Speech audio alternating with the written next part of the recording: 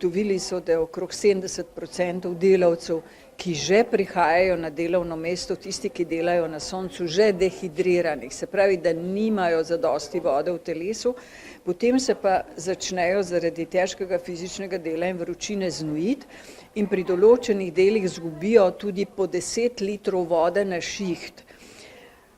To pomeni, da bi morali nadoknaditi vsaj 10 litrov vode oziroma tekočine, verjetno tudi z elektroliti. Pri 26 stopinjah dejansko so že kognitivne motnje. To pomeni, da se težje skoncentrira, da težje se odloča in to je predvsem nevarno pri delih, ki so nevarna ali pa ki so lahko tvegana.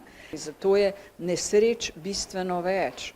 Da obstaja podlaga je zakonska, obstaja pa zadosten objektiven razlog, da za to poskrbi, zato ker bo imel produktivnost večjo. Močne opekline v otroštvu in adolescenci močno povečajo nastanek in tveganje za nastanek kožnega raka, zlasti melanoma kasneje v življenju. Torej, prvi korak, naj pazijo, da se ne izpostavljajo soncu v urah med 10 in 17, naj aktivno iščejo senco, naj uporabljajo oblačila z dolgimi rokavi, pokrivala, sončna očala in šele na zadnjem mestu naj potem tiste predele kože, ki jih ne morejo zaščititi drugače, potem zaščitijo z različnimi zaščitnimi sredstvi, z faktorjem, ki naj bo širokospektralen in ki naj ga nanašajo večkrat na dan.